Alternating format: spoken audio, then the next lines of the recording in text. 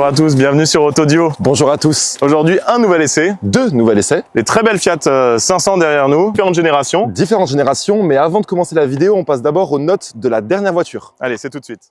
Et oui, c'est enfin le moment de découvrir les notes du dernier essai, et merci, car vous avez été plusieurs dizaines à répondre sous la dernière vidéo. La BMW i8 termine donc avec une note de 15,6 sur 20 et une moyenne de 3,6 sur 5 pour la note des abonnés. C'est un très bon score et je vous mets donc aussi le classement avec pour l'instant la BMW i8 en première position, en attendant la Fiat 500 et les prochaines voitures qui feront tout pour la détrôner. Allez, c'est parti. Vous avez vu les notes de la dernière voiture et là, on va pouvoir un peu vous présenter ce qu'on a derrière nous. Donc, comme on vous disait, deux Fiat 500 cette fois-ci, une Fiat 500 de 69 et une Fiat 500 de 2016. On va passer un peu à travers les différentes époques pour pouvoir raconter ce qui a emmené ces icônes de l'automobile jusqu'à aujourd'hui.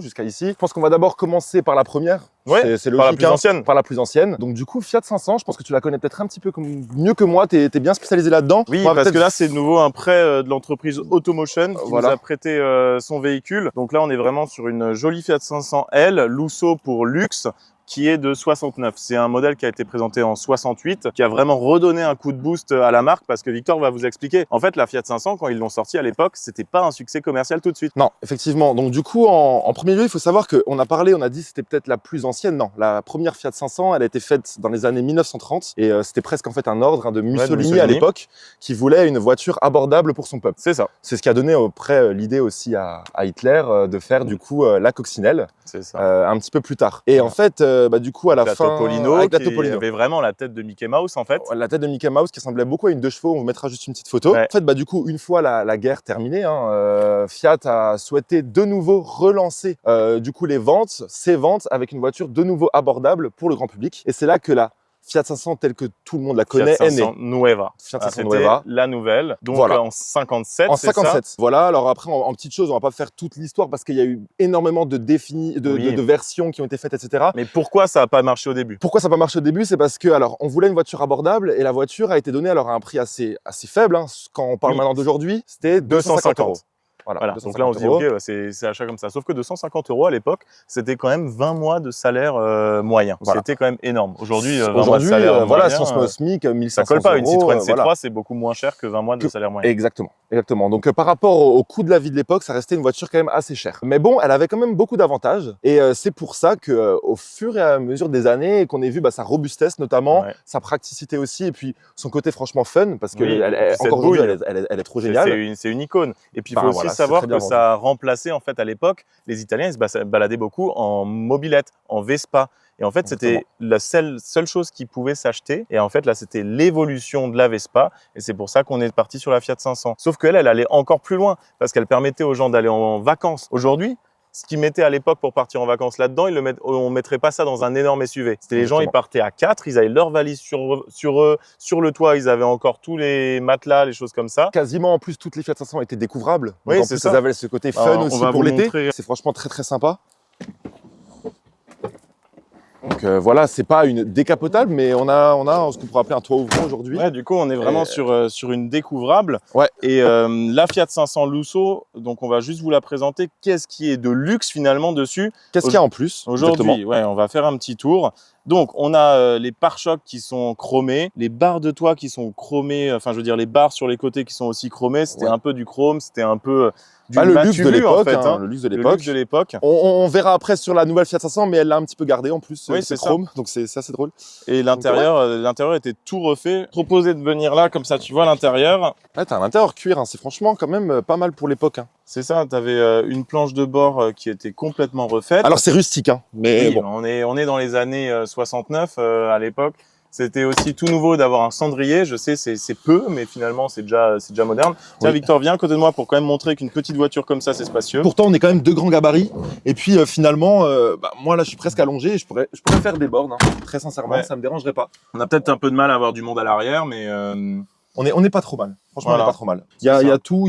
T'as un vide-poche. Bon, après, c'était aussi le côté Lusso, c'est que tu avais le vide-poche ici, le vide-poche dans les portes.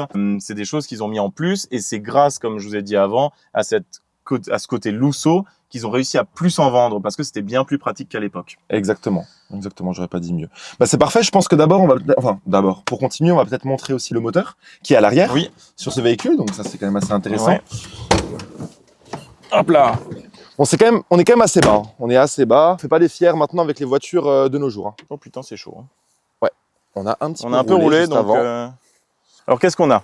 On a ici un bicylindre. Voilà, pour l'époque, un bicylindre, c'est ce qu'on mettait dans les petites voitures. Voilà, la 2 chevaux, c'était la même chose. C'était un 2 cylindres à plat. C'était vraiment la voiture économique de l'époque. On faisait du 4,5 litres au 100. Donc finalement, c'est très bon. C'est une voiture qui fait seulement 500 kg, qui fait moins de 3 mètres. On n'a pas parlé du poids, mais c'est vrai que c'est une voiture qui est extrêmement légère et on a en fait finalement, malgré une petite faible puissance, de performances correctes pour encore maintenant se balader dans la ville. Vraiment, aujourd'hui c'est bon. Par contre, tu sors de la ville, tu dépasses pas les 90 km/h.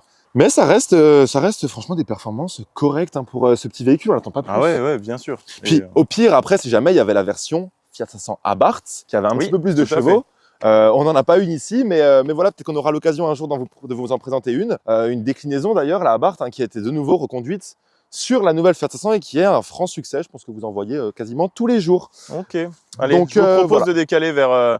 Quand on dit une nouvelle Fiat 500, c'est pas la toute dernière, mais c'est finalement la dernière thermique qui existe, qu'on peut toujours acheter aujourd'hui. On se retrouve en 2004 à Genève, quand Fiat essaye de dire, tiens, pour les 60 ans de la marque, je crois, les 60 ans de la création de la 500. Alors, c'était pas ça exactement. En 2004, Fiat présente un concept car de Fiat 500 pour la relancer, mais Fiat, du coup, décide en 2007, surtout, face aussi, la presse l'a bien reçu, les gens avaient envie peut-être de revoir de nouveau une petite citadine chez Fiat sympa.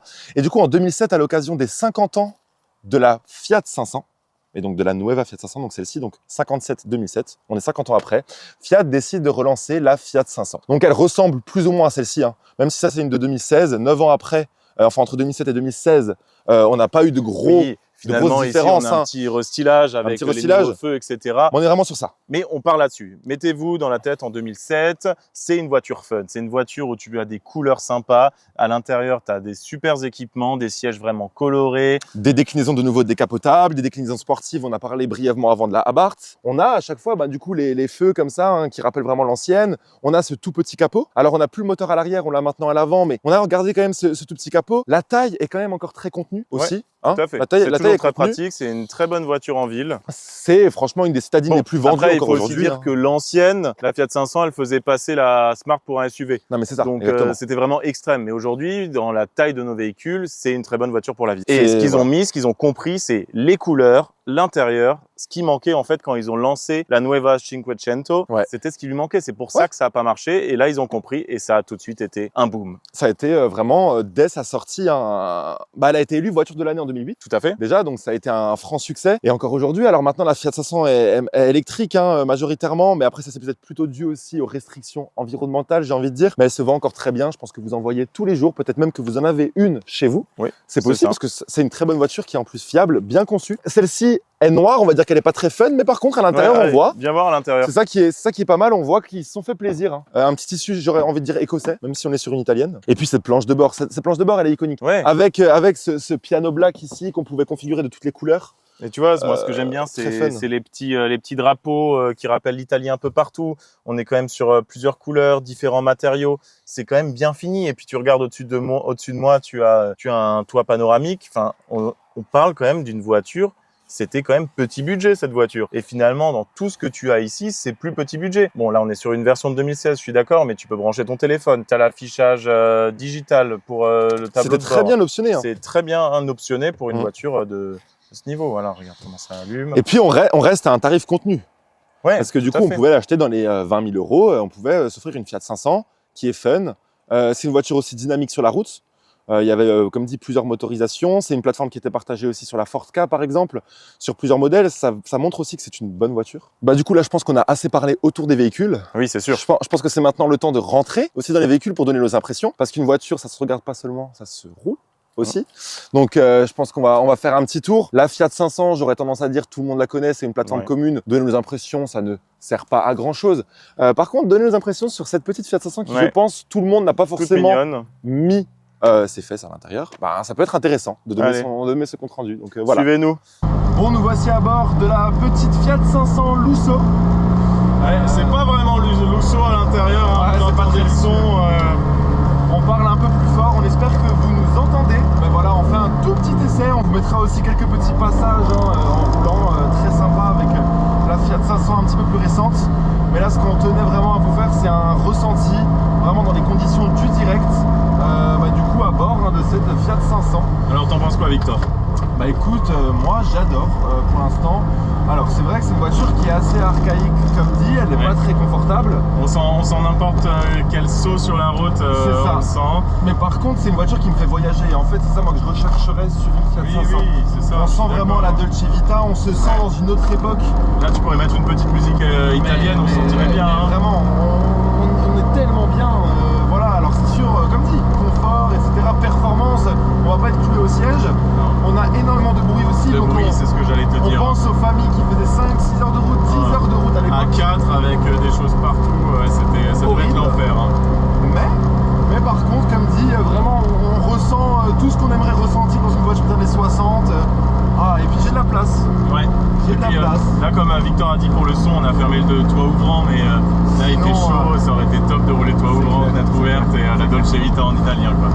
Voilà, je vais faire une petite accélération. Victor, tu vas me dire ce que tu en penses. Là, je suis pied au plancher. On passe à 51, 52, 53. Je passe la troisième. Petit talon pointe. Vous entendez plus, mais c'est pas grave, vous entendez le son du petit bicylindre qui franchement fait un raffut. Ouais, on est à 70. 70.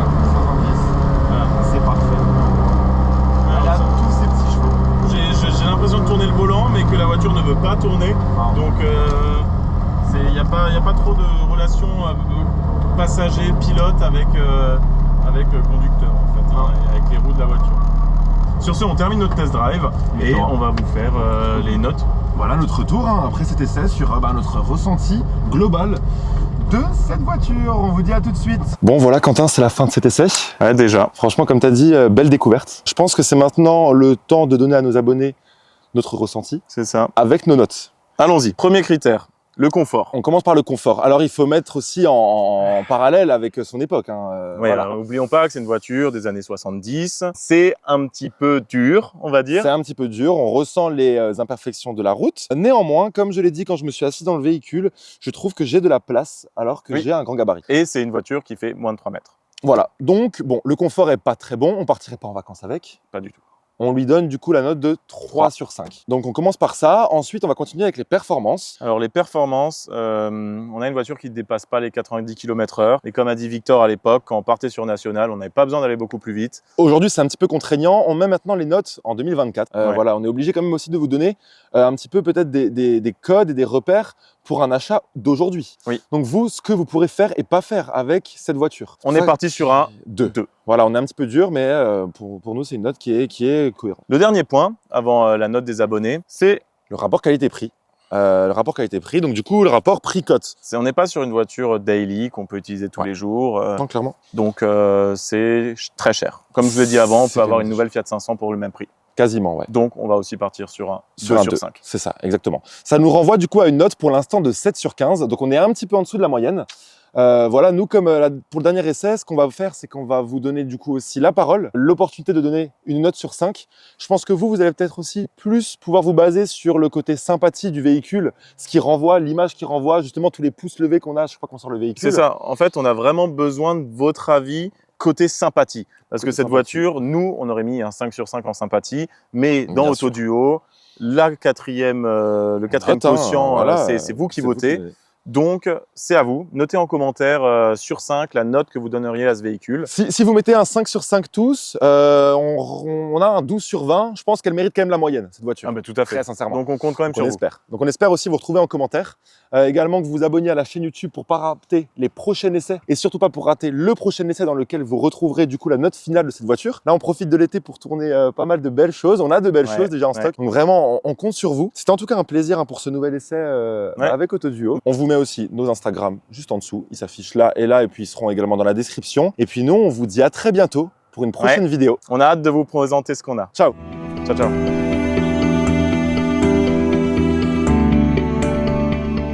Et qui a été présenté en 2004 au Salon de Genève. Tu te rappelles du nom? Non. Ça va prendre un truc. Je ne me rappelle pas non plus. C'est pour ça que je te